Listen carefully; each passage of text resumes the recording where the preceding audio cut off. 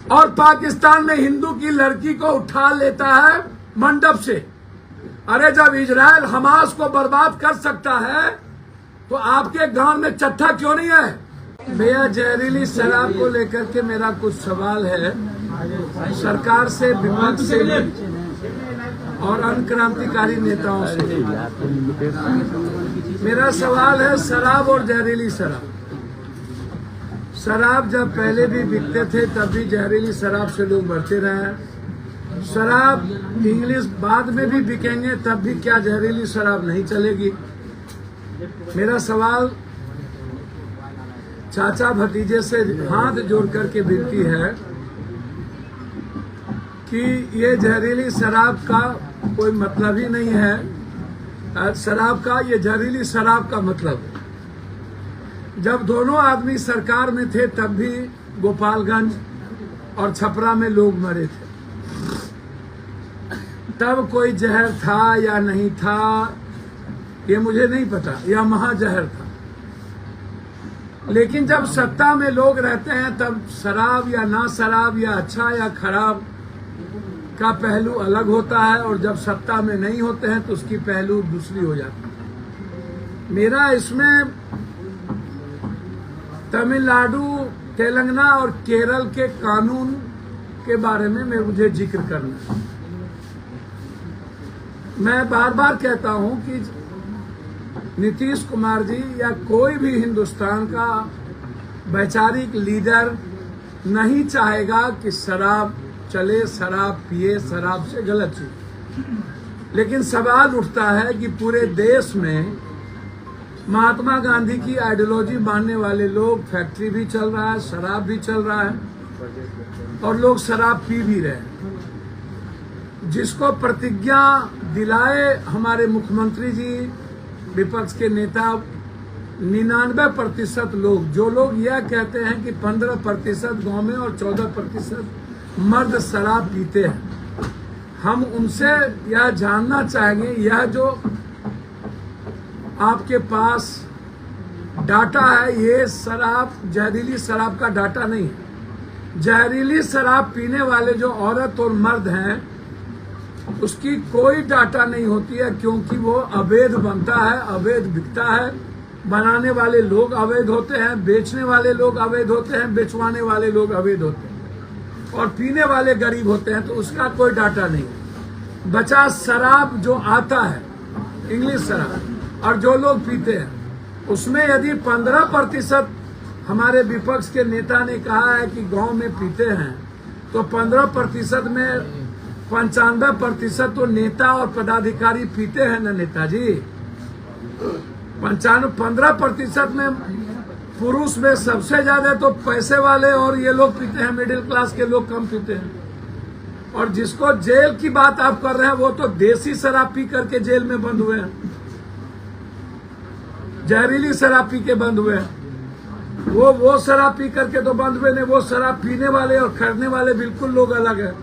उतना महंगा शराब खरीदने की क्षमता गांव के जो सबसे ज्यादा बिलो पॉवर्टी लाइन और मिडिल क्लास के लोग हैं वो नहीं है नेताजी। ये समझ और ज्ञान कब होगी आपको?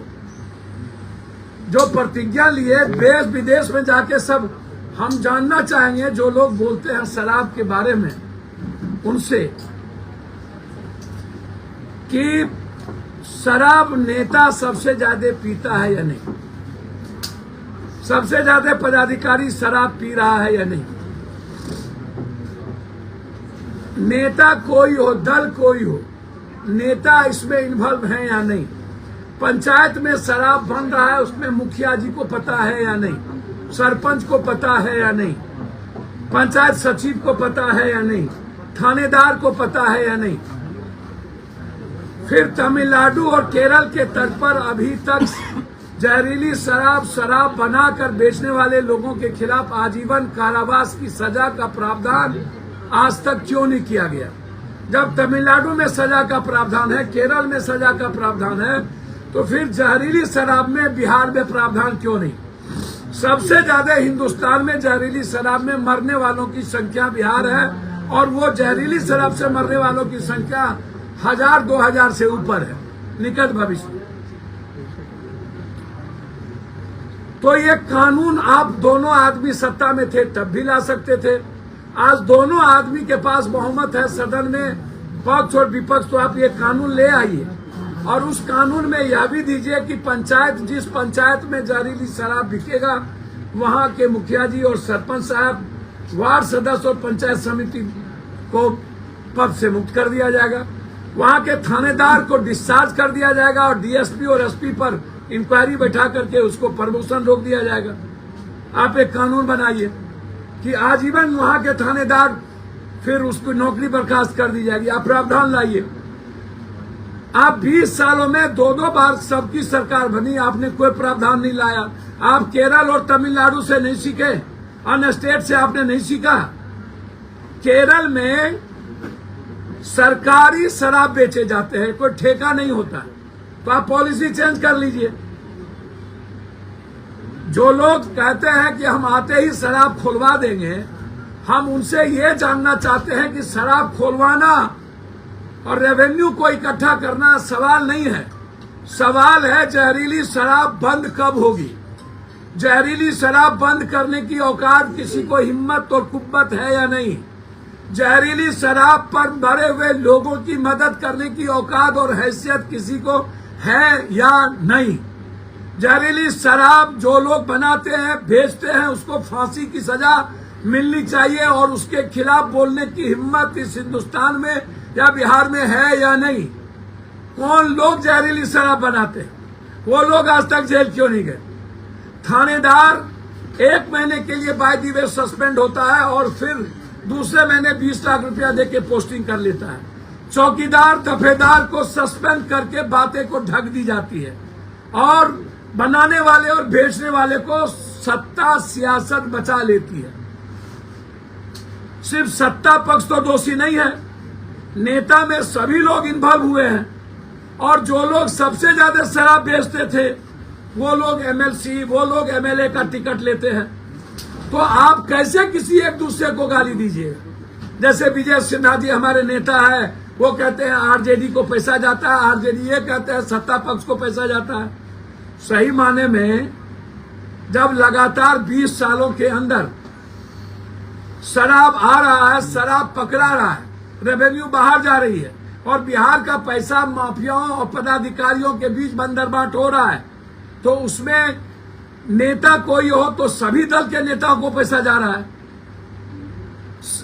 मौत पर राजनीति क्यों। 113 आदमी मरे हैं अभी तक, 113 आदमी, 113 आदमी। डीएम एसपी साहब बैठ करके जबरदस्ती दबंगाई करके लाश को जला दिया, बैठ करके। 51-52 आदमी नहीं, 29 आदमी को तो हमने पैसा दिया कल रात तक, 29 अंतिम तक, और 5 गांव हम नहीं जा सके। 113 आदमी लगभग मरे हैं, नाम सहित मेरे पास आ रहा है किस किस गांव कौन कौन लोग मरे हैं। क्यों आनंद फानंद में जला दिया गया, क्यों 2 दिन कैंप करके अब जला दिए।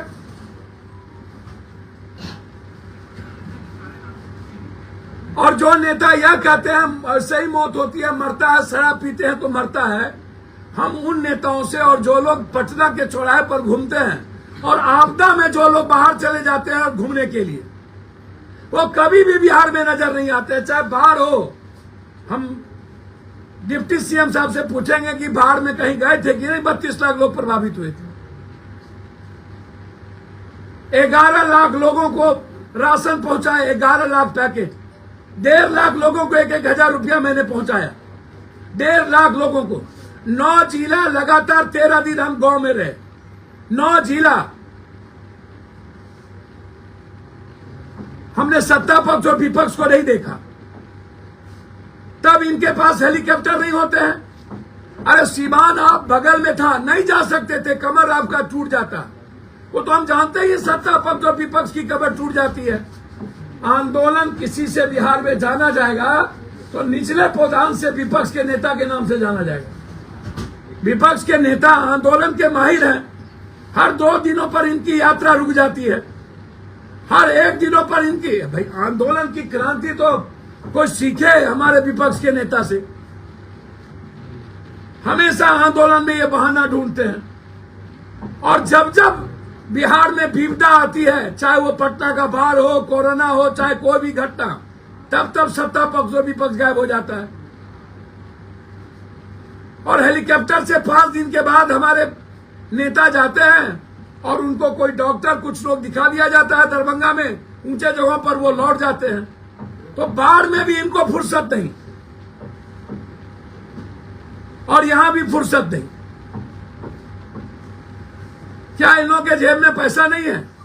और कुछ लोग जो पैसा दे करके अपना न्यूज चलवाते हैं, क्रांतिकारी लोग 60 लाख का टेंट में रहते हैं, वैनिटेड बॉल में बैठते हैं और क्रांति करते हैं कि बाप रे बाप, ना मुशहरी गया, ना पासवान टोल गया, ना चमक टोली गया, ना डोम टोली गया, ना निसार टोली गया, ना केवट टोली गया, ना गरीब टोली गया, ना बाढ़ में गए, ना तूफान में गए और क्रांति करेंगे। मेरा कैंडिडेट अलाउद्दीन के चिराग है। हम ऊपर से एलियन से ले आए। मैं कह रहा कुटौन पिसौन बेटा के नाम दुर्गादास, वो भी क्रांति कर रहा है। वो भी कहता है कि हम क्रांति करेंगे। जितना रिटायर IAS IPS लुटेरा वो कोर्ट टीम के महात्मा गांधी हो गए और गांधी के दिन ही शराब मुक्त कर रहे हैं। वो गांधी जिंदा रहते तो शर्म से मर गए होते। वो तो बेचारे नहीं रहे, गांधी की आत्मा को दुखी होगा। नीतीश कुमार जी की नीयत क्लियर हो सकती है पॉलिसी सही नहीं है। नीतीश कुमार को शराब के इशू पर पॉलिसी चेंज करनी चाहिए और बिहार में आप शराब मत चलाइए।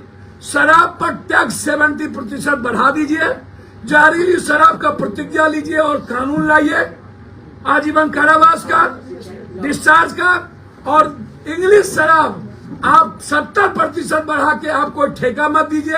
गवर्नमेंट साइड से आप 5 स्टार, 4 स्टार, 2 स्टार और जिला में 1 और 30 से ऊपर लोगों को आप दुकान पर दीजिए शराब, 30 से नीचे नहीं। और 70% टैक्स बढ़ा दीजिएगा तो बिलो पॉवर्टी लाइन के लोग नहीं लेंगे शराब। अब पॉलिसी तो बनती ही है चेंज होने के लिए। जब कोई अमेंडमेंट आने के लिए समय समय पर बिल अमेंडमेंट आता है, नियम होता है। हम शराब को पूर्णतः खोलने की बात नहीं करेंगे, लेकिन पॉलिसी के पक्ष में हम, और हम चाहते हैं कि जिस तरह के हालात है उसमें पॉलिसी चेंज हो। हम आग्रह करेंगे, लेकिन हाथ जोड़ते हैं नीतीश जी आपसे और तेजस्वी जी क्रांतिकारी आपसे। आप इस युग के बड़े क्रांतिकारी बन जाइए, लेकिन आग्रह करेंगे कि एक कानून ले आइए। और जहरीली शराब जो आपके यहाँ, आपका घर है सिवान, आपका घर है छपरा, आपका घर है गोपालगंज, और आप ट्विटर पर जवाब दे रहे हैं। और आप सरकार में थे तब आपके यहाँ छपरा सिवान हुआ, तब आप कुछ नहीं बोले, तब आपको कानून चेंज करने की बारी दे आई। 20 साल पहले कानून बना तो 20 साल बाद आप जब आए थे तो आप कहते कानून चेंज कर दीजिए। 2 बार आप सत्ता में रहे, 2-2 साल। जब आप हटते हैं तब आपको नजर आती है जहर और जहरीला। इसीलिए शराब जैसी चीजों पर और मौत जैसी चीजों पर राजनीति ना हो, मेरा आग्रह है हाथ जोड़ के। और जिस थाना में शराब जहरीली से मरता है वो उसकी नौकरी बर्खास्त हो, इंक्वायरी सेटअप हो DSP पर, उसका प्रमोशन रोका जाए और बनाने वालों के खिलाफ सबसे बड़ा कानून लाया जाए। और जिस पंचायत में ये घटना घटती है वहां के मुखिया, सरपंच, वार्ड सदस्य, पंचायत समिति, उनको पद मुक्त किया जाए। आज कटिहार में दूसरी चीज क्रांतिकारी है, ये भी तेजस्वी यादव। दूसरी चीज, सबसे बड़ी बात, आदरणीय नेता गिरिराज जी, 3 मिनिस्ट्री रहे वो, तीनों मिनिस्ट्री में वो लड्डू, टाटा फिश, एक भी काम बिहार में नहीं आज तक। एक काम कोई उसका दिखा दे हमको। मैं गिरिराज बाबू पर इसलिए नहीं बोलना पसंद करता हूं कि वो भूमिहार समाज से है, पेट में दर्द हो जाएगा एक बार को, इसीलिए मैं नहीं बोलता हूं। तो हम हट जाएं। इसीलिए मैं नहीं बोलता हूं। गिरिराज दादा यदि दूसरे जात से होते, हम लोग के जात से, तब मैं उन्हें बताता दुनिया क्या है। आप डरते हैं क्या उस समाज से? भैया उस समाज की इज्जत करते हैं, और जात की और समाज की इज्जत करनी चाहिए किसी भी कीमत पर। पप्पू यादव को भगवान से डर ही नहीं है, खुदा से तो और किससे डर होगा। आपने कहा कि मेरे समाज के होते तो बता दें। मैंने कहा मेरे समाज का यदि इस तरह का नफरत पैदा करता तो हम तब बताते कि नहीं करने देते। लेकिन यदि अभी जो त्रिशूल लेकर के दंगा फैलाने का ठेका लिए हुए हैं, और जो कहते हैं, मैं गिरिराज दादा को एक नसीहत नहीं दूंगा, आग्रह करूंगा।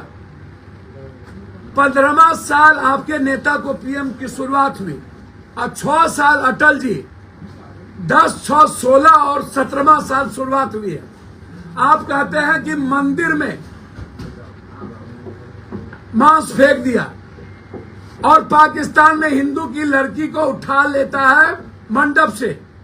अरे जब इजराइल हमास को बर्बाद कर सकता है तो आपके गांव में चट्टा क्यों नहीं है? आपको ताकत क्यों नहीं है पाकिस्तान को मिटाने की? आपको औकात क्यों नहीं है? और आप जगाइए नहीं, सनातनी जगे हुए हैं राम, शिव और कृष्ण के काल से। आपकी क्या औकात है सनातन को जगाने की? और आप ज्ञान सीख लीजिए गिरिराज जी। मुसलमान 18 करोड़ है मात, और हिंदू इस हिंदुस्तान में 122 करोड़ है। जब हिंदू 200 करोड़ होगा तो मुसलमान 20 करोड़ होगा। नहीं है औकात किसी की सनातन विचारों को चैलेंज करने की। आप सिखाते हैं, आप सिखाइएगा हिंदुस्तान के सनातन को। आपकी क्या औकात है?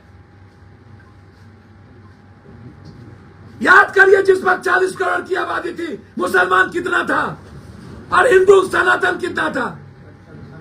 आप पप्पू यादव को जगाइएगा, और जगाने के लिए आप जाइएगा मुसलमान के घर में, आप वहां जगाने जाइएगा।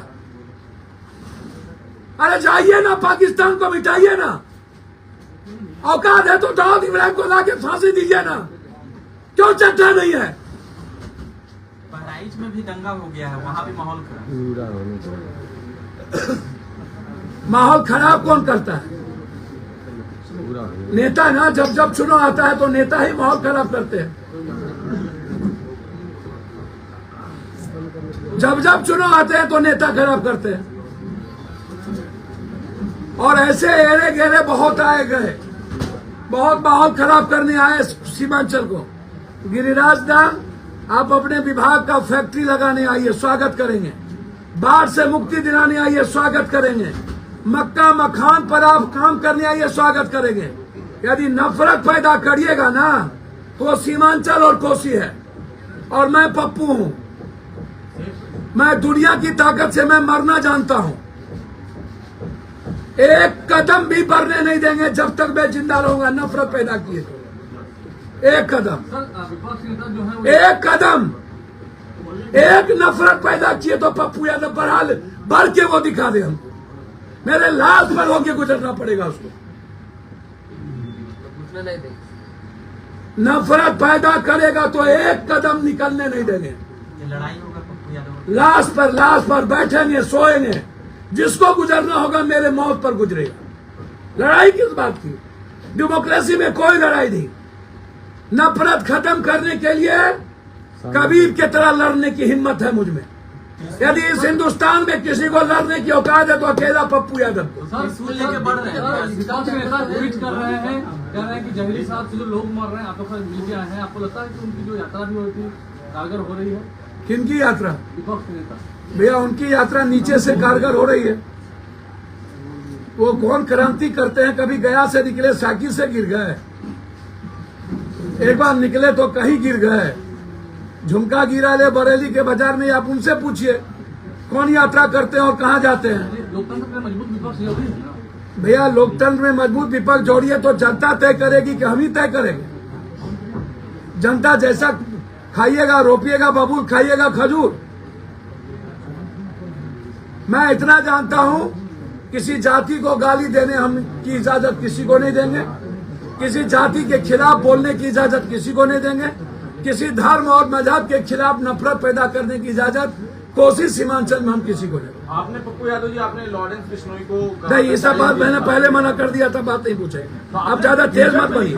मैंने आपको पहले आते हुए कह दिया था इस सब सवाल नहीं होगा। मतलब गिरिराज सिंह अब कोसी, मैंने सीधा कह दिया था, आप तेज मत बनिए। पप्पू जी गिरिराज सिंह कोसी सीमांचल में यात्रा नहीं लेकर बढ़ रहे हैं, तो आप क्या चीज से मतलब रोकिएगा? कुछ नहीं, उसको वो जो भोग देगा, अच्छा तो आपका जात है जो भोग देगा।